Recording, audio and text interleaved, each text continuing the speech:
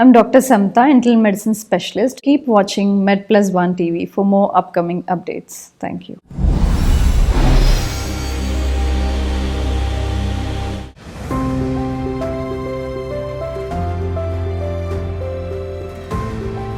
చాలా వరకు vitamin D అనేది మనకి సన్‌లైట్ ఎక్స్‌పోజర్ వల్లే మనకొస్తుంది. కానీ ఇప్పుడుండే వర్క్ ప్యాటర్న్ వల్ల గానీ, లేదా పెద్ద ఏజ్ వాళ్ళు గానీ బయటికి వెళ్ళలేకపోవడం, పిల్లలు బయటికెళ్ళి ఆడలేకపోవడం వల్ల ఎండకి ఎక్స్‌పోజర్ లేదు కాబట్టి ఎక్కువ మనం ఈ డెఫిషియన్సీ చూస్తున్నాం. కానీ మనకి స్టడీస్‌లో, రిసర్చ్‌లో ఏం తెలుస్తుందంటే ఈ విటమిన్ డి అనేది తక్కువ ఉండడం వల్ల చాలా వరకు డిసీజెస్‌లో ఇంపాక్ట్ ఉంటుంది. అంటే తొందరగా ఇన్ఫెక్షన్స్ రావడం కానీ, లేకపోతే మస్కులర్ పెయిన్స్ ఉండడం కానీ, జాయింట్ పెయిన్స్ కానీ, అలాగే విటమిన్ డి సెల్యులర్ ఫంక్షన్‌కి కానీ, న్యూరలాజికల్‌గా కానీ it is useful for everything. అలా విటమిన్ డి డెఫిషియన్సీ వల్ల చిన్న చిన్న సమస్యల నుంచి, బాడీ ఏక్స్ నుంచి, డిసీజెస్ రికవరీకి ఇబ్బంది వరకు ఎలాంటి సమస్యలైనా చూడొచ్చు మనం. డెఫిషియన్సీ ఉన్నప్పుడు సప్లిమెంట్స్ తీసుకోవడం కరెక్టే. కానీ అదేంటి పర్సనల్ ఇంట్రెస్ట్‌తో కాకుండా డాక్టర్ దగ్గరికి వెళ్ళి కన్సల్ట్ అయ్యి డెఫిషియన్సీ ఎలా ఉంది, డాక్టర్ డయాగ్నోస్ చేస్తారు. అసలు డెఫిషియన్సీ ఎందుకొచ్చింది, దేనివలన వచ్చింది, ఆ డెఫిషియన్సీని కవర్ చేయడానికి ఎలాంటి మెడికేషన్స్ తీసుకోవాలి, ఎన్నాళ్ళు తీసుకోవాలి. సో ఆ తరహాలో అడ్వైస్ బట్టి ఎన్ని డేస్ డెఫిషియన్సీ కవర్ అవ్వడానికి మెడికేషన్స్ అవసరమో అన్నాళ్ళు తీసుకోవాల్సిన అవసరం ఉంటుంది. ఎప్పుడైనా వైటమిన్స్, మినరల్ డెఫిషియన్సీ ఉంటే దానికి ఉండే మనకు ఓన్లీ సొల్యూషన్ ఈజ్ సప్లిమెంటేషన్. అది ఓరల్‌గా టాబ్లెట్ రూపంలో ఉండొచ్చు, లేదంటే ఐవీ ఇంజెక్షన్స్ వల్ల ఉండొచ్చు. సో ఎంత డెఫిషియన్సీ ఉంది, అది కవర్ అవ్వడానికి ఎలా యూస్‌ఫుల్ ఉంటే అలా మనకి సప్లిమెంట్స్ ఓరల్‌గా టాబ్లెట్స్ లాగా ఉంటాయి, ఐవీ లాగా ఉంటాయి.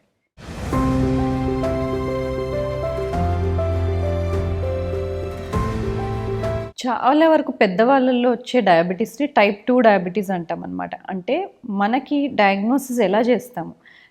డయాబెటీస్ ఉన్న వాళ్ళల్లో ఇలాంటి లక్షణాలు మనం చూస్తూ ఉంటాము. ఎక్కువ యూరిన్‌కి వెళ్ళడం, పాలియూరియా అంటాం. ఎక్కువ దాహం అనిపించడము, థర్స్టీ ఎక్కువగా ఉంటది. వాళ్ళకి పాలిడిప్సియా అంటాము. ఈ 2 కాకుండా స్లోగా వెయిట్ లాస్ అవుతూ ఉండడము, నీరసంగా అనిపియడము, ఇవి వాళ్ళల్లో ఎక్కువ చూస్తూ ఉండే లక్షణాలు. ఇలా ఉన్నప్పుడు వాళ్ళకి మనం టెస్ట్ చేస్తాము. Fasting sugars, post prandial sugars అంటే ఫుడ్ తీసుకోకముందు ఫాస్టింగ్ షుగర్స్ అనేవి 125 పైన ఉంటే డెఫినెటివ్‌గా డయాబెటీస్ అని డయాగ్నోస్ చేస్తాం. అదే తిన్న తర్వాత పోస్ట్ ప్రాండియల్ షుగర్స్ కనుక 200 పైన ఉంటే డయాబెటీస్ అని డయాగ్నోస్ చేస్తాం. అది కాకుండా 3 మంత్స్ బ్లడ్ షుగర్ లెవెల్స్ చూస్తూ ఉంటాం, హెచ్‌బీఏవన్సీ అని. అది మోర్ దాన్ 6.4 ఉంటే డయాబెటీస్ అని డయాగ్నోస్ చేస్తాం. కానీ ఆ లెవెల్స్ కాకుండా మనకి ప్రీ స్టేజ్, డయాబెటీస్ వచ్చే ముందు స్టేజ్ ఒకటి ఉంటుంది, ప్రీ డయాబెటీస్ అని. అది చాలా ఇంపార్టెంట్. అది ఫాస్టింగ్ 100-125 ఉంటే, పోస్ట్ ప్రాండియల్ తిన్న తర్వాత 140-200 ఉంటే మనం ప్రీ డయాబెటీస్ స్టేజ్‌లో వాళ్ళని అనుకుంటాం. అయితే ఈ ప్రీ డయాబెటీస్ చాలామందికి సిమ్టమ్స్ ఉండవు. సో వాళ్ళు ప్రీ డయాబెటీస్ ఉన్నారని కూడా వాళ్ళకి తెలీదు.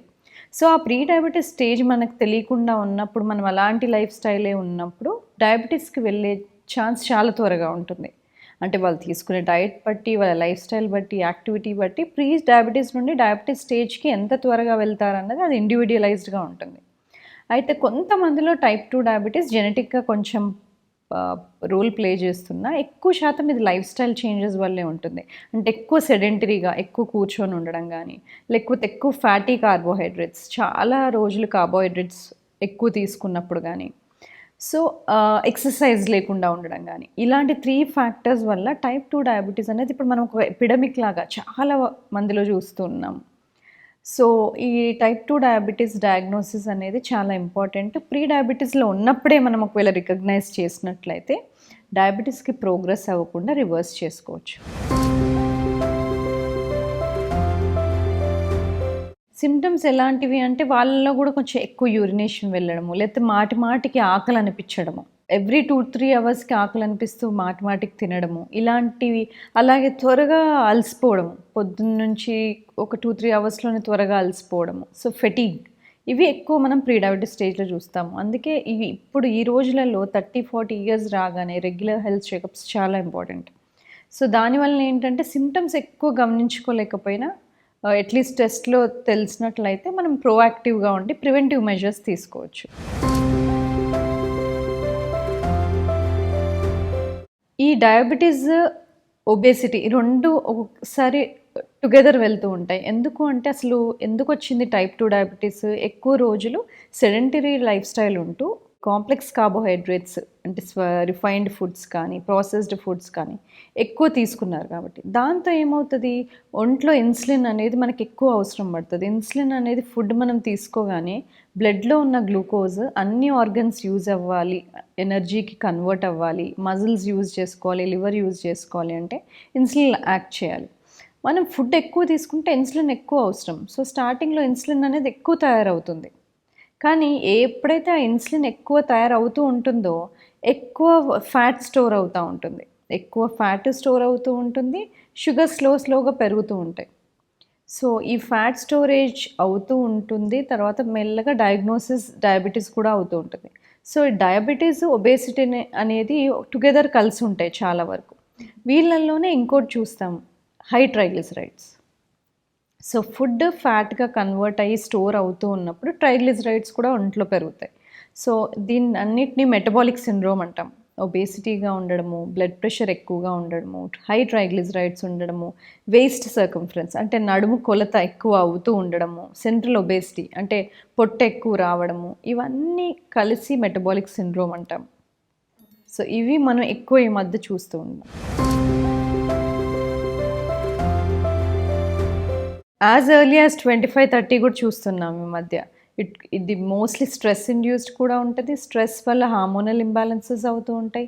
హార్మోనల్ ఇంబాలెన్సెస్ వల్ల కూడా ఫ్యాట్ స్టోరేజ్ ఎక్కువగా ఉంటుంది. అలాగే ఇన్‌యాక్టివిటీ, ఫిజికల్ యాక్టివిటీ లేకపోవడం. ఫిజికల్ యాక్టివిటీ లేనప్పుడు there is no need for body ఎనర్జీగా కన్వర్ట్ చేసుకోము. So, blood sugars are there. ఈ ఎంతైతే ఫుడ్ తీసుకుంటామో అవసరానికి మించి రెస్టింగ్ ఎనర్జీ అయిపోయినాక మిగిలిన షుగర్స్ అన్నీ ఫ్యాట్ స్టోరేజ్ కిందకెళ్ళిపోతాయి.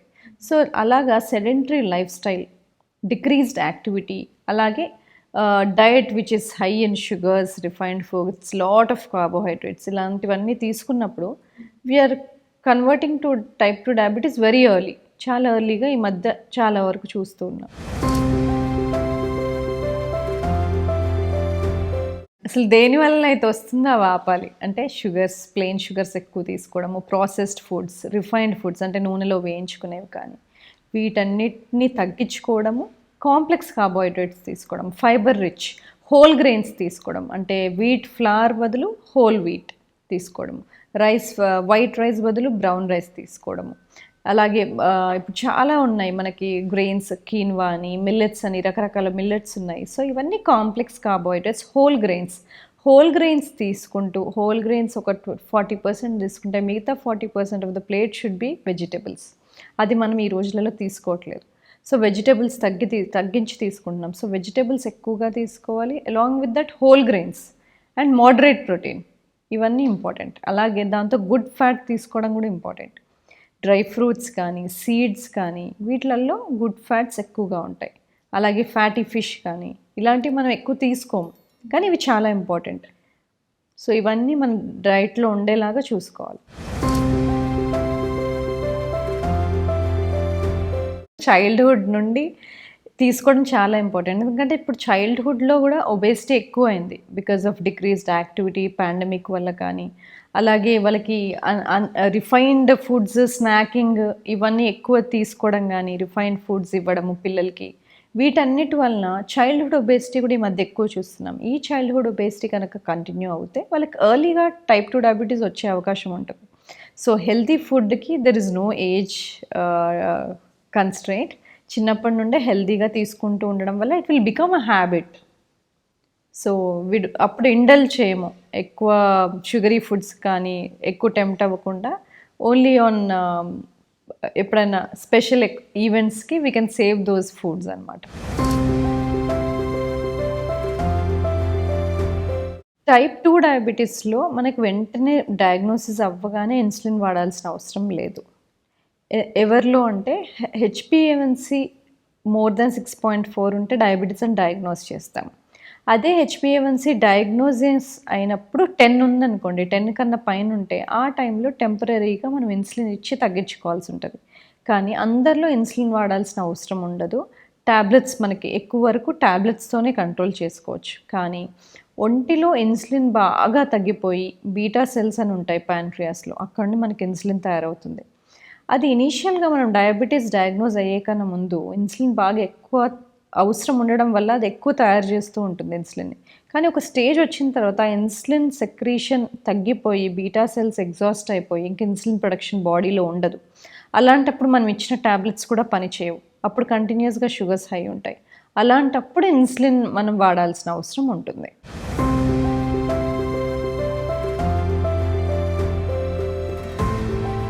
ఒబేసిటీకి కారణాలేంటి మొదలు? వాళ్ళకేమైనా హార్మోనల్ ఇంబాలెన్సెస్ ఉన్నాయా? లేకపోతే ఒబేసిటీ రావడానికి కారణం ఏంటి? వాళ్ళేమైనా మెడికేషన్స్ పైన ఉన్నారా? ఏమైనా డిసీజెస్ ఉన్నాయా? ఇలాంటివి ఏమీ లేదు. జెనెటిక్ కాంపోనెంట్ ఏమైనా ఉందా? లేదు అసలు యాక్టివిటీ కరెక్ట్‌గా ఉందా? ఫిజికల్ యాక్టివిటీ WHO ప్రకారం మనం కనీసం వారంలో 5 రోజులు 30 నిమిషాల కన్నా ఎక్కువ ఎక్సర్సైజ్ చేయాలి. అసలు అది చేస్తున్నారా?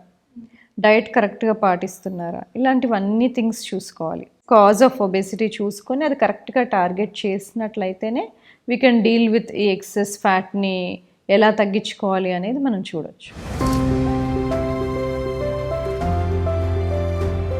జనరల్‌గా ఫుడ్‌కి తినకముందు తిన్న తర్వాత జనరల్ వాకింగ్ చేయడం వల్ల మనం ఇన్సులిన్ బాగా పనిచేస్తుంది. అంటే తీసుకున్న ఫుడ్ షుగర్స్ నుంచి బాడీకి బాగా ఎనర్జీగా కన్వర్ట్ అవ్వడానికి వాకింగ్ ఈజ్ ఓకే. కానీ అదే టైంలో డైజెషన్ అవుతూ ఉంటుంది ఫుడ్ కాబట్టి ఎక్కువ మనం బాడీ స్ట్రెంగ్త్ ఎనర్జీ డైజెషన్‌కి పోతూ ఉంటుంది. అలాంటప్పుడు మీరు పరిగెత్తడం గానీ అట్లా ఎక్కువ చేసినట్లయితే ఆ ఎనర్జీ డైజెషన్ నుండి ఇటు కన్వర్ట్ అవుతుంది. అప్పుడు ఫుడ్ డైజెస్ట్ అవ్వకపోవచ్చు సరిగ్గా. సో వాకింగ్ వరకు ఓకే. బట్ వెంటనే తిన్న తర్వాత ఎక్స్‌ట్రీమ్ ఎక్సర్సైజ్ కానీ, బాగా రన్నింగ్ గానీ అలాంటివి they are not very good.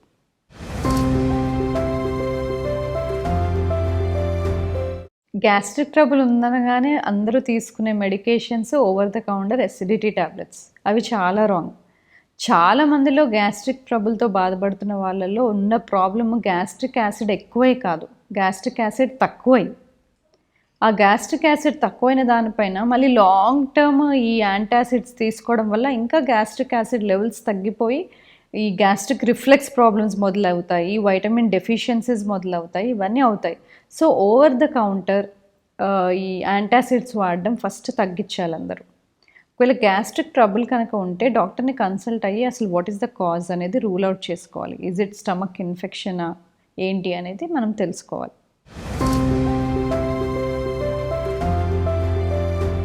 తరచుగా వస్తుంది అంటే ఇన్ఫెక్షన్ అసలు ఏమైనా ఉందా? అది కంప్లీట్‌గా ట్రీట్ అయిందా? లేకపోతే కంటిన్యూయస్ స్ట్రెస్ ఏమైనా ఉంటుందా? కంటిన్యూయస్ స్ట్రెస్ అయినప్పుడు కూడా we tend to get peptic ulcers అంటాం. Those are linked with stress. So stress induced అల్సర్సా? అసలు అల్సర్ అనేది ఏమైనా ఉందా? లేకపోతే తరచుగా వేరే యాంటీబయాటిక్స్ ఏమైనా వాడుతున్నారా? వేరే పెయిన్ మెడికేషన్స్ ఏమైనా వాడుతున్నారా? కొంతమందిలో పెయిన్ మెడికేషన్స్‌తో గానీ, యాంటీబయాటిక్స్‌తో గానీ ఎసిడిటీ లాంటి ప్రాబ్లమ్స్ చూస్తూ ఉంటాం. సో మెడిసిన్ ఇండ్యూస్డా అది? లేదా స్ట్రెస్ ఇండ్యూస్డా? ఇన్ఫెక్షనా? టాక్సిన్సా? ఏంటి? సో ఇవన్నీ మనం రూల్ అవుట్ చేసుకోవాల్సి ఉంటుంది. కొంతమందిలో there is diet related trouble కూడా. అంటే కొన్ని ఫుడ్స్ కొంతమందిలో it will lead to reflex symptoms. So అవి ఎక్కువ ఎసిడిక్ ఫుడ్స్ తీసుకున్నప్పుడు కానీ, లేకపోతే కొంతమందికి మిల్క్ లాక్టోస్ ఇంటాలరెన్స్ కానీ, లేదా కొంతమందికి గ్లూటెన్ ఇంటాలరెన్స్ కానీ ఉంటూ ఉంటుంది. గ్లూటెన్ మనం ఎక్కువ వీట్, బార్లీ అండ్ రైలో చూస్తూ ఉంటాం. సో వీటిలో ఇవి తిన్నప్పుడు కొంతమందికి it don't suit well. So దాని తర్వాత వెంటనే లూజ్ మోషన్ అయిపోవడం కానీ, కడుపులో నొప్పి అనిపించడం కానీ ఇట్లా చూస్తాం. సో ఫుడ్ కొన్ని పర్టికులర్గా తీసుకున్నప్పుడు కొంతమందికి వెంటనే సిమ్టమ్స్ వస్తాయి. సో పేషెంట్స్కి అది తెలుసు బాగా ఏ ఫుడ్స్ తీసుకున్నప్పుడు స్టమక్ ఇండైజెషన్ అవుతుంది, ఏ ఫుడ్స్ తీసుకున్నప్పుడు ఇబ్బందిగా ఉంది. సో ఆ పర్టికులర్ ఫుడ్స్ వాళ్ళకి అవాయిడ్ చేసుకోవడం బెటర్.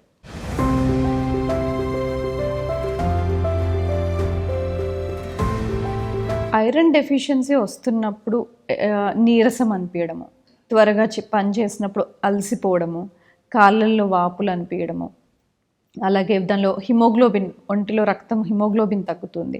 అది వేరే వేరే కారణాల వల్ల తగ్గొచ్చు. ఒకటి మనము ఆడవాళ్ళు ఎక్కువ చూస్తాం, వాళ్ళకి మెన్స్ట్రువల్ సైకిల్స్లో ఎక్కువ బ్లీడింగ్ అవుతున్న వాళ్ళు కానీ, పైల్స్తో బాధపడుతున్న వాళ్ళు, మోషన్స్లో బ్లీడ్ అవుతున్న వాళ్ళు కానీ, వీళ్ళల్లో ఎక్కువ ఐరన్ డెఫిషియన్సీ చూస్తాం. ఇది కాకుండా సరిగ్గా న్యూట్రిషన్ తీసుకొని వాళ్ళు ఉంటారు. న్యూట్రిషన్ బాగా తీసుకోరు, వాళ్ళు ఐరన్ ఎక్కువ ఉండే ఫుడ్స్ సరిగ్గా తీసుకోరు. అలాంటి వాళ్ళలో కూడా ఐరన్ డెఫిషియన్సీ ఎక్కువ చూస్తాం. సో కామన్గా చూసేవి ఆయాసము, కాళ్ళలో వాపులు, అలసట, ఫెటీగ్, పని చేసినప్పుడు తొందరగా అలసిపోవడం, ఇవే ఎక్కువ చూస్తాం మనం. సో ఈ సిమ్టమ్స్ అనిపించినప్పుడు కన్సల్ట్ అయ్యి సరైన టెస్టులు చేయించుకోవాలి. ఫస్ట్ థింగ్, మహిళలకే ఇది ఎక్కువ వర్తిస్తుంది, ఉమెన్లోనే ఎక్కువ చూస్తాం. అది కూడా 25 to 45 ఉన్న వాళ్ళకి ఏదైనా బ్లీడింగ్ ఇష్యూస్ ఉన్నా, సైకిల్ సరిగ్గా లేకపోయినా, రెగ్యులర్గా బ్లీడింగ్ ఎక్కువ అవుతున్నా, లేదా పీరియడ్స్ మధ్యలో బ్లీడింగ్ అవుతున్నా, సో ఇలాంటి వాళ్ళు, కడుపు నొప్పితో ఎక్కువ బాధపడుతున్నా, ఇలాంటి వాళ్ళు దే షుడ్ కన్సల్ట్ గైనకాలజిస్ట్ కానీ ఫిజిషియన్ కానీ కన్సల్ట్ అవ్వాలి. అవి హార్మోనల్ ఇంబ్యాలెన్సెస్ ఏమైనా ఉన్నాయా, బ్లీడింగ్ ఎందుకు ఎక్కువ అవుతుంది, థైరాయిడ్ డిసార్డర్స్ ఏమైనా ఉన్నాయా, లేకపోతే ఈస్ట్రోజన్ ఏమైనా ఎక్కువగా ఉందా. సో ఈ 2 కారణాల వల్ల మనం ఎక్కువ బ్లీడింగ్ ఇష్యూస్ చూస్తూ ఉంటాం. వీళ్ళల్లో ఎక్కువ ఐరన్ తగ్గిపోతూ ఉంటుంది. ఒకటేమో థైరాయిడ్ డిసార్డర్స్, ఇంకోటేమో ఈస్ట్రోజన్ డిసార్డర్స్. ఈ 2 ఏమైనా ఉన్నాయా, ఇవి కంపల్సరీగా చూసుకోవాలి. ట్రైగ్లిజరైడ్స్, మనకి రకరకాల కొలెస్ట్రాల్ ప్యాకెట్స్ ఉంటాయన్నమాట. ఎల్డిఎల్ అని, హెచ్డిఎల్ అని, ట్రైగ్లిజరైడ్స్ అని. ట్రైగ్లిజరైడ్స్ అనేది ఫ్యాట్ స్టోరేజ్. ఫ్యాట్స్ మనం ఎక్కువ స్టోర్ చేసుకుంటూ ఉంటాం ట్రైగ్లిజరైడ్స్ లాగా. So that is not very good. అది ట్రైగ్లిజరైడ్స్ ఎక్కువ ఉన్నప్పుడు it is linked to heart diseases. ఎక్కువ ట్రైగ్లిజరైడ్స్ హార్ట్ డిసీజెస్ వచ్చే ప్రమాదం ఉంటుంది. కాబట్టి ట్రైగ్లిజరైడ్స్ ఎక్కువైనప్పుడు మనం డెఫినెట్గా తగ్గించుకోవాలి. ట్రైగ్లిజరైడ్స్ అనేది మనకి లివర్లో యూజువల్గా లివర్ బ్యాలెన్స్ చేస్తూ ఉంటుంది. గ్లూకోజ్ హై అయినప్పుడు తగ్గడం కానీ, లేకపోతే గ్లూకోజ్ ఒంటిలో ఎక్కువ లేనప్పుడు గ్లైకోజన్ నుండి గ్లూకోజ్ తయారవ్వడం కానీ, లేకపోతే మనం ఫుడ్ సరిగ్గా తీసుకున్నప్పుడు ఫ్యాట్ని కరిగించి గ్లూకోజ్ తయారు చేయడం కానీ, సో ఇదంతా లివర్ చేస్తూ ఉంటుంది. సో అలాగే ఫుడ్ ఎక్కువైనప్పుడు, ఫ్యాటీ ఫుడ్స్ ఎక్కువ తీసుకున్నప్పుడు, బ్లడ్ గ్లూకోజ్ ఎక్కువ ఉన్నప్పుడు ఫ్యాట్ స్టోరేజ్ చేసుకుంటూ ఉంటుంది. అలాంటి టైంలోనే ట్రైగ్లిజరైడ్స్ కూడా లివర్ తయారు చేస్తూ ఉంటుంది. సో అప్పుడు ట్రైగ్లిజరైడ్స్ ఎక్కువయ్యాయి అంటే ఫ్యాట్ స్టోరేజ్ ఎక్కువైంది అని అర్థం. ఫ్యాటీ లివర్ అని కూడా చూస్తూ ఉంటాం. ఆ ఫ్యాటీ లివర్ ఎందుకు వస్తుంది? చాలా కాలంగా ఎక్కువ ఫ్యాటీ కార్బోహైడ్రేట్స్, ఎక్కువ షుగర్స్ తీసుకుంటూ ఉన్నాము. ఒంటిలో ఇన్సులిన్ అప్పుడు ఎక్కువ అవసరం పడింది, ఇన్సులిన్ లెవెల్స్ పెరిగాయి. అలాంటన్నప్పుడు లివర్ ఎక్స్ట్రా గ్లూకోజ్ అన్నిటినీ స్టోర్ చేసుకొని ఫ్యాట్ కింద స్టోర్ చేసి పెట్టుకుంటుంది. అప్పుడు మనం ఫ్యాటీ లివర్ అంటాం. ఫ్యాటీ లివర్ అలాగే కంటిన్యూ అయితే ఒంటిలో ఉన్న ఇన్సులిన్ మనం బాగా వాడుకోము. ఇన్సులిన్ సరిగ్గా వాడకపోతే బ్లడ్ షుగర్స్ పెరుగుతాయి. మనం డయాబెటీస్కి తొందరగా కన్వర్ట్ అయ్యే అవకాశం ఉంటుంది. సో అలాగే ఈ ఫ్యాటీ లివర్ ఎక్కువగా ఉంటే లివర్లో ఇన్ఫ్లమేషన్ ఉంటుంది. లివర్లో ఇన్ఫ్లమేషన్ ఉంటే లివర్ ప్రాబ్లమ్స్ వస్తాయి తర్వాత. లాంగ్ టర్మ్గా ఉంటే మనం సిరోసిస్ ఆఫ్ లివర్కి వెళ్ళే ఛాన్స్ ఉంటుంది. So fatty liver first observe చేయగానే నెక్స్ట్ చేయాల్సింది ఇన్సులిన్ బాగా పనిచేసేలాగా, ఇన్సులిన్ సెన్సిటైజ్ చేసేలాగా చేసుకోవడం. అంటే exercise very very important. Exercise చేయడము రెగ్యులర్గా, కనీసం వారంలో 5 రోజులు 30 నిమిషాల కన్నా ఎక్కువ సేపు ఎక్సర్సైజ్ చేయడము. ఫుడ్స్లో షుగర్స్ అవాయిడ్ చేయడము, రిఫైన్డ్ ఫుడ్స్ అవాయిడ్ చేయడము, నేను ఇంతకుముందు చెప్పినట్టుగా హోల్ గ్రెయిన్స్ తీసుకోవడము, అండ్ ఫాస్టింగ్ కూడా ఇంటర్మిటెంట్గా చేస్తూ ఉండడం చాలా చాలా చాలా ఇంపార్టెంట్.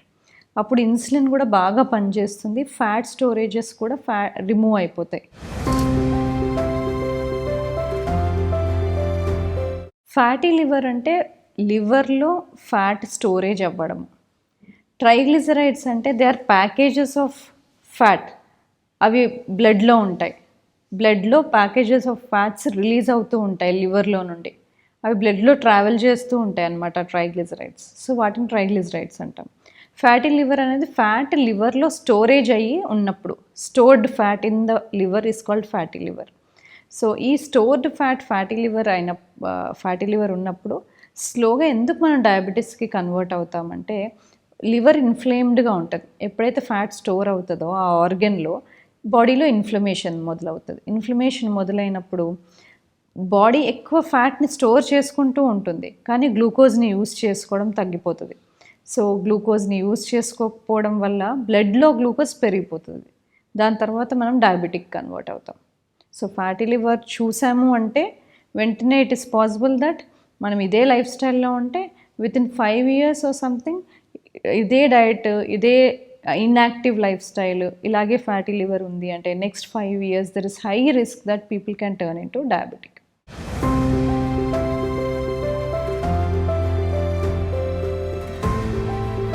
జనరల్గానే ప్రెగ్నెన్సీ వచ్చినప్పుడు బాడీలో చాలా మార్పులు జరుగుతాయి. అంటే బ్లడ్ పెరగాలి ఉమెన్లో, ఎందుకంటే there is a foetus growing కాబట్టి బ్లడ్ సింథసిస్ పెరుగుతుంది, ఆర్బీసీ ఎక్కువ తయారవ్వాలి, హార్మోన్స్ అనేవి ఎక్కువ, థైరాయిడ్ హార్మోన్ ఎక్కువ అవసరం పడుతుంది బాడీకి. ప్రెగ్నెన్సీ రాగానే బాడీలో థైరాయిడ్ హార్మోన్ ఎక్కువ అవసరం పడుతుంది. అలాంటప్పుడు నార్మల్గానే థైరాయిడ్ ముందు లేని వాళ్ళల్లో కూడా ప్రెగ్నెన్సీ టైంలో థైరాయిడ్ కొంతమందిలో వాడాల్సిన అవసరం ఉంటుంది. అలాగే ముందే థైరాయిడ్ ఉన్న వాళ్ళల్లో థైరాయిడ్ డోస్ కూడా ఇంక్రీజ్ చేసుకోవాల్సిన అవసరం పడవచ్చు. థైరాయిడ్ ఉన్నవాళ్ళు ప్రెగ్నెంట్ అవ్వలేరని ఏం లేదు, ఇది కంట్రోల్ ఉండాలి. థైరాయిడ్ కంట్రోల్డ్గా ఉందా లేదా అది చాలా ఇంపార్టెంట్. నువ్వు థైరాయిడ్ కంట్రోల్ లేకుండా, అసలు థైరాయిడ్ తక్కువ ఉందని తెలుసుకోకుండా ప్రెగ్నెంట్ అయినప్పుడు ఒంట్లో నువ్వు కావాల్సినంత థైరాయిడ్ హార్మోన్ సప్లిమెంటేషన్ బయట నుండి ఇవ్వనప్పుడు ప్రాబ్లమ్స్ వస్తాయి. అది కాకుండా థైరాయిడ్ హార్మోన్ కరెక్ట్గా చెక్ చేసుకొని డాక్టర్ చెప్పిన విధంగా సప్లిమెంట్స్ కరెక్ట్గా వాడుతున్నాము అంటే మోస్ట్లీ ప్రెగ్నెన్సీలో ఏం ప్రాబ్లం రాదు. ఉన్నవాళ్ళు జాగ్రత్తలు అంటే వాళ్ళకి ఏమైనా థైరాయిడ్ సప్లిమెంటేషన్ ఇచ్చారనుకోండి, అది కరెక్ట్గా తీసుకోవడం, ఫాస్టింగ్లో తీసుకోవాలి, ఇది చాలా ఇంపార్టెంట్. థైరాయిడ్ హార్మోన్ ఫాస్టింగ్లో తీసుకోవాలి. అది తీసుకున్న తర్వాత అట్లీస్ట్ 45 minutes వరకు వేరే ఏం తినకూడదు. అండ్ థైరాయిడ్ హార్మోన్ ఎవ్రీ 6 weeksకి చెకప్ చేయించుకోవాలి. ఒకసారి ఒక ట్యాబ్లెట్ ఇవ్వగానే అది నెలలు అలాగే కంటిన్యూ చేయకూడదు thyroid tablet. So every 6 weeks according to doctor చెప్పిన ఫాలోఅప్ బట్టి రెగ్యులర్గా వెళ్ళి చెకప్ చేయించుకోవాలి. ఎంత అవసరం పడుతుంది, డోసెస్ ఏమైనా తగ్గించే అవకాశం ఉందా, పెంచే అవకాశం ఉందా, అది చెక్ చేసుకొని ఫాలో అవుతూ డోసెస్ తీసుకోవాలి.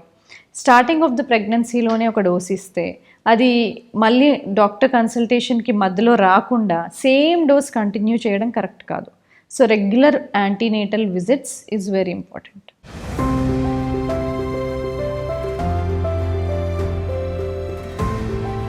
మిడిల్ ఏజ్లోనే మనం ఎక్కువ చూస్తూ ఉంటాం 30+ వాళ్ళలో. ఇది ఎక్కువ ఎవరిలో చూస్తూ ఉంటామంటే ప్రొజెస్ట్రాన్ ఒంటిలో బాగా తగ్గిపోయి ఈస్ట్రోజన్ బాగా పెరిగిన వాళ్ళలో చూస్తూ ఉంటాం. అంటే హార్మోన్ ఇంబ్యాలెన్స్ వచ్చిన వాళ్ళలో, అంటే ఈస్ట్రోజన్ ఎక్కువగా ఉన్నప్పుడు కానీ లేదంటే ప్రొజెస్ట్రాన్ తక్కువ ఉన్న వాళ్ళలో కానీ ఎండోమెట్రియోసిస్ అని చూస్తాం. అసలు ఎండోమెట్రియోసిస్ అంటే ఏంటి? యూట్రస్లో ఒక రకమైన లైనింగ్ ఉంటుంది, అది కాకుండా లైనింగ్ మారి వేరే సెల్స్ లైనింగ్ వస్తే అప్పుడు దాన్ని మనం ఎండోమెట్రియోసిస్ అంటాం.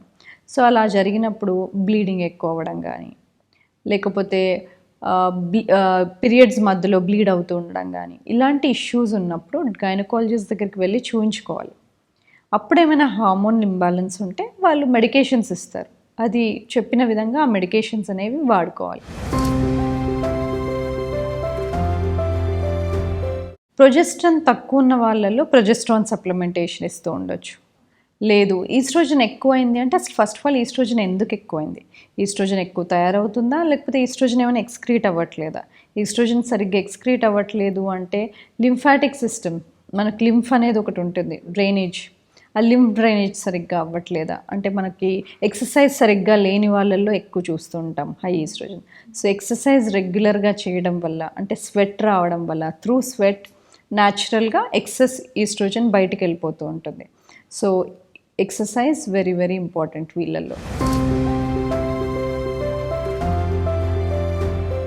హై ఈస్ట్రోజన్ ఉన్న వాళ్ళలో మనం ఎక్కువ రొమ్ములో నొప్పి కానీ, అలాగే ఎండోమెట్రియోసిస్ ఒక సిమ్టమ్, అలాగే యూట్రస్లో ఫైబ్రాయిడ్స్ అని చూస్తూ ఉంటాం, లేకపోతే హెవీ పీరియడ్స్ ముందు బాగా కడుపు నొప్పి, పిఎంఎస్ సిమ్టమ్స్ అంటాం, ప్రీ మెన్స్ట్రువల్ సిండ్రోమ్, అంటే కడుపులో బాగా నొప్పి ఇదంతా ఉంటుంది పీరియడ్ వచ్చినప్పుడు. ఇంకా అలాగే బ్రెస్ట్ టెండర్నెస్, అలాగే వెయిట్ గెయిన్, ఇలాంటి ఇంకా మూడ్ స్వింగ్స్, ఇవన్నీ చూసినప్పుడు హార్మోనల్ ఇంబ్యాలెన్స్ అంటే ఈస్ట్రోజన్ ఎక్కువైనట్టుగా మనం అనుకోవచ్చు.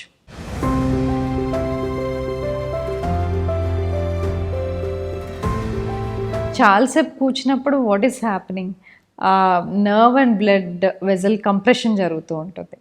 కంప్రెషన్ జరిగిన తర్వాత మనం వెంటనే లేసినప్పుడు ఆ ఏరియాకి బ్లడ్ సప్లై అప్పటి వరకు ఆగి సడన్గా మళ్ళీ బ్లడ్ సప్లై వస్తుంది. ఆగిన ప్లేస్లో మళ్ళీ బ్లడ్ సప్లై ఫ్రెష్గా వచ్చినప్పుడు నీకు టింగ్లింగ్ లాగా అనిపిస్తుంది. దీన్ని మనం తిమ్మిరిలాగా అనుకుంటాం. This is very normal. బాడీలో ఉండే ఫ్యాట్ లంప్స్కి లైపోమాస్ అని అంటాం. యూజువల్గా అది జెనెటిక్గా ఉంటుంది. మోస్ట్లీ అదేం డేంజరస్ కాదు. మల్టిపుల్ లైపోమాస్ అంటే చేతిలో కానీ స్కిన్ కింద చాలా చోట్ల ఫ్యాట్ స్వెల్లింగ్ లాగా ఏర్పడుతుంది. దాన్ని లైపోమా అంటాం. అవి సర్జరీ ఏం అవసరం ఉండదు, దాన్ని తీసే అవసరం ఏమీ ఉండదు, అది జనరల్గానే ఉంటాయి. ఎప్పుడు టెన్షన్ పడాలి అంటే అది మన సైజ్ సడన్గా పెద్దగా అయినా లేకపోతే సడన్గా దాంట్లో పెయిన్ వచ్చినా అప్పుడు మనం డాక్టర్ దగ్గరికి వెళ్ళి చూపించుకోవాలి. లేదంటే లైపోమాస్ యూజువల్లీ పెయిన్ ఉండవు, చాలా చోట్ల వస్తూ ఉంటాయి, పోతూ ఉంటాయి, కనబడుతూ ఉంటాయి కొత్తగా. Nothing to worry. అవి బినైన్ ట్యూమర్స్, ఏమీ అవ్వవు. అండ్ సాఫ్ట్ టు టచ్, అందులో పెయిన్ ఉండదు. లైపోమాస్ని ట్రీట్ చేయాల్సిన అవసరం లేదు, అవి అలాగే వదిలేయచ్చు. కానీ కొంతమంది కాస్మెటిక్ రీజన్స్ కోసం ప్రత్యేకంగా ఎక్కడైనా స్వెల్లింగ్ ఎక్కువ అయినప్పుడు అది చూపించుకుంటారు డాక్టర్ దగ్గర. కానీ మోస్ట్లీ మనం there is nothing to do with lipomas, అవి అలాగే వదిలేయచ్చు.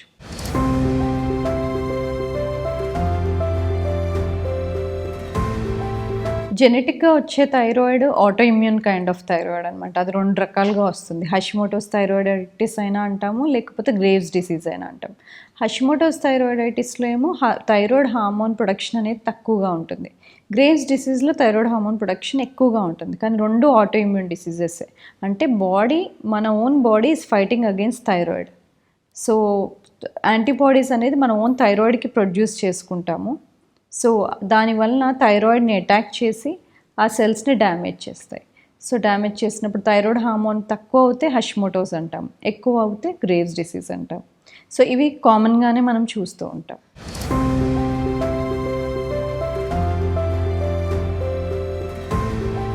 పర్మనెంట్ ట్రీట్మెంట్ అంటే అసలు ఆటో ఇమ్యూనిటీ ఎందుకు వచ్చిందనేది మనకు తెలియకపోవచ్చు. చాలా వరకు జెనెటిక్గా రిలేట్ ఉంటుంది. జెనెటిక్స్తో రిలేట్ అయినాక కూడా అందరిలో జెనెటిక్గా ఉన్న వాళ్ళందరికీ కనిపెడాల్సిందే అవసరం లేదు. కొంతమందిలో ఏమైనా వైరల్ ఫీవర్స్ రావచ్చు, ఎప్పుడైనా ఇమ్యూనిటీ తగ్గొచ్చు. అలాంటప్పుడు ట్రిగర్ అయ్యి అప్పుడు సిమ్టమ్స్ స్టార్ట్ అవుతాయి. సో కొంతమందికి పుట్టగానే ఉంటుంది, కొంతమందికి 8-9 ఏళ్ళ వరకు ఉండదు, కొంతమందికి ఇంకా పెద్దగా వరకు ఉండదు. సో ఏ ఏజ్లో వస్తుంది అనేది we have to wait and watch. Permanent cure అనేది మనకు మెయిన్గా మెడిసిన్సే అండి. హార్మోన్ ఎక్కువ అయినప్పుడు తక్కువ చేయడము, హార్మోన్ ప్రొడక్షన్ లేదు అన్నప్పుడు హార్మోన్ ఇవ్వడము, సో సప్లిమెంటేషన్ ఇవ్వడం ఈజ్ అ క్యూర్. లేదు అది కాకుండా చాలా రకాలు ఉంటాయి. థైరాయిడ్ లేకపోతే థైరాయిడ్ ఒకటే చోట బాగా స్వెల్ అయ్యి థైరాయిడ్ స్వెల్లింగ్ ఎక్కువగా అయిపోయి మనకు స్వాలోయింగ్కి ఇబ్బంది అయినప్పుడు కానీ, శ్వాస తీసుకోవడానికి ఇబ్బంది అయినప్పుడు కానీ, సో అలా విజిబుల్గా ఉన్న థైరాయిడ్ విజిబుల్గా ఉన్నంత మాత్రాన దాన్ని సర్జరీ చేయాల్సిన అవసరం లేదు. కానీ ఆ గ్రోత్ బాగా ఎక్కువ అయిపోయినప్పుడు థైరాయిడ్ కొన్నిసార్లు శ్వాస తీసుకోవడానికి ఇబ్బంది అలా అయినప్పుడు doctors May recommend for surgery.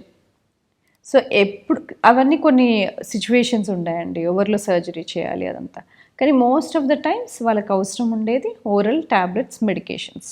Hormone ఎక్కువ అయిన దాన్ని బట్టి సప్లిమెంట్స్ తీసుకోవాల్సి ఉంటుంది.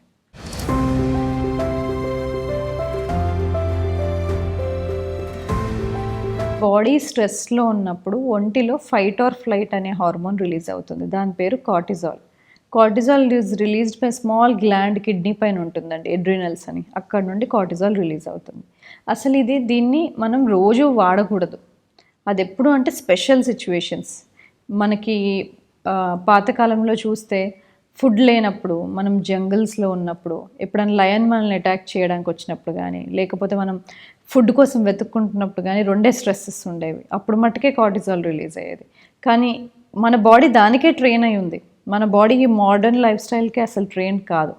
సో అలాంటి సిచ్యువేషన్స్ మనం ఫేస్ చేస్తున్నప్పుడు ఈ కార్టిజాల్ ప్రతి టైంకి రేజ్ అవుతూ ఉంటుంది. ప్రతిదానికి stress, day to day every time stress తీసుకుంటూ ఉంటే కార్టిజాల్ రిలీజ్ అవుతూనే ఉంటుంది. సో ఇలా రెగ్యులర్గా రిలీజ్ అవుతూ ఉంటే ఇట్ ఈస్ నాట్ గుడ్. ఎందుకంటే బాడీ కార్టిజాల్ని తయారు చేయడానికే టైం సరిపోతుంది. అలాంటప్పుడు వేరే హార్మోన్స్ తగ్గుతాయి. అందువల్ల స్ట్రెస్ వల్ల చాలా హార్మోనల్ ఇంబ్యాలెన్సెస్ ఉంటాయి. కాబట్టి ఏ హార్మోన్ ఇంబ్యాలెన్స్ అయిందో దాన్ని బట్టి సిమ్టమ్స్ చూస్తూ ఉంటాం. సో స్ట్రెస్ ఓవరాల్గా అన్ని డిసీజ్కి కారణమే.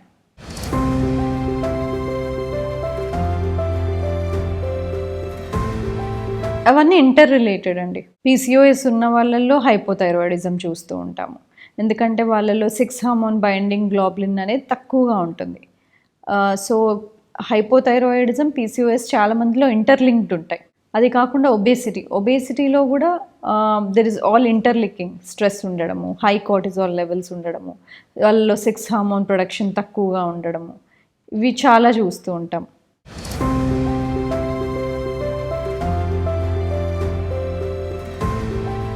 టీఎస్హెచ్ అనేది ఎక్కువ అయినప్పుడు బరువు పెరుగుతారు. టీఎస్హెచ్ ఎక్కువ అయినప్పుడు ఒంటిలో న్యాచురల్గా T3, T4 అనేది తగ్గుతుంది. సో T3, T4 తగ్గింది అంటే వాళ్ళకి హైపోథైరాయిడిజం, అంటే థైరాయిడ్ హార్మోన్ సరిగ్గా లేదు, తక్కువ తయారవుతుంది అని అర్థం. థైరాయిడ్ హార్మోన్ ఒంటిలో తగ్గినప్పుడు బరువు పెరుగుతాం. సో టీఎస్హెచ్ పెరిగినప్పుడు బరువు పెరుగుతాం.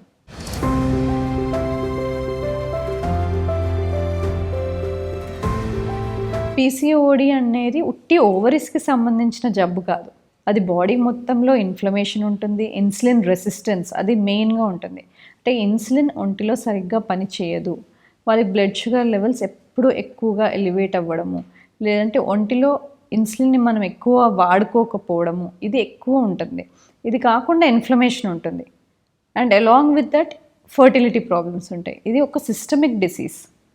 సో ఇది సన్నగా ఉండే వాళ్ళలో రావచ్చు, లావుగా ఉండే వాళ్ళలో రావచ్చు. సన్నగా ఉంటే పీసీఓఎస్ లేదని కాదు, వాళ్ళల్లో కూడా ఉండొచ్చు.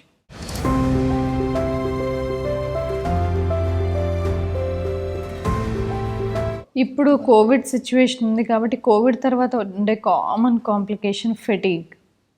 ఈ ఫెటీగ్ అనే రీజన్ వల్ల ఎక్కువ వస్తూ ఉంటారు. అంటే ఎనర్జీ, ముందున్న ఎనర్జీ లేకపోవడము, పని చేస్తే తొందరగా అలసట అనిపించడము, ఇవి ఎక్కువ చూస్తున్నాం. సో వీళ్ళు హెల్తీగా ఫుడ్ తీసుకోవడము, రెగ్యులర్ ఎక్సర్సైజ్ చేయడము, ఒకవేళ న్యూమోనియాతో బయటపడ్డ వాళ్ళైతే రెగ్యులర్ బ్రీదింగ్ ఎక్సర్సైజ్ చేసుకోవడము, సో వాళ్ళ రికవరీకి కావాల్సినంత టైం ఇవ్వడము చాలా ఇంపార్టెంట్. వ్యాక్సినేషన్ తీసుకున్న ప్రతి వాళ్ళల్లో ఫెటీగ్ ఉంటుందన్నది నిజం కాదు. వ్యాక్సిన్ వేసుకొని రెగ్యులర్ వర్క్స్కి వెళ్ళిపోయిన వాళ్ళు ఉన్నారు. వ్యాక్సిన్ వేసుకున్న తర్వాత 2-3 రోజులు చెయ్యి నొప్పితో కానీ, జ్వరంతో కానీ, ఒళ్ళు నొప్పులతో కానీ బాధపడిన వాళ్ళు ఉన్నారు. కానీ యూజువల్లీ ఒక 48 అవర్స్ తర్వాత వాళ్ళలో మనం ఏ ప్రాబ్లము చూడట్లేదు. ఫెటీగ్ కాకుండా ఇంకా ఏం ఇష్యూస్ చూస్తున్నాము అంటే పోస్ట్ కోవిడ్ వచ్చేసి మనము ఈ మధ్య మ్యూకోర్మైకోసిస్ ఎక్కువ చూసాము. That is black fungus. అంటే ఫెటీగ్ టైంలో వాళ్ళకి స్టిరాయిడ్ ఇవ్వాల్సిన అవసరం పడి ఉంటే స్టిరాయిడ్ వలన బ్లడ్ షుగర్స్ పెరుగుతాయి, ఇమ్యూనిటీ తగ్గుతుంది. ఇమ్యూనిటీ తగ్గినప్పుడు వెంటనే ఏదైనా ఇన్ఫెక్షన్ వచ్చే అవకాశం ఉంటుంది. సో ఈ మ్యూకోర్మైకోసిస్ అనేది ఫంగల్ ఇన్ఫెక్షన్, ఫంగల్ స్పోర్. ఈ ఫంగల్ స్పోర్స్ బయట ప్రతి చోట ఉంటాయి, నోస్లో కూడా నార్మల్గా ఉంటుంది, కానీ మనకి ఇన్ఫెక్షన్ కాజ్ చేయదు ఉత్తప్పుడైతే. కానీ ఇమ్యూనిటీ తగ్గిన టైంలో ఆ ఫంగల్ స్పోర్స్ అనేవి నోస్లో ఉండి వెళ్ళి నేజల్ సెప్టమ్, సైనసెస్, ఐస్ ఇవన్నీ డ్యామేజ్ చేస్తున్నాయి. సో ఈ మ్యూకోర్మైకోసిస్ కూడా మనం ఎక్కువ చూస్తున్నాం.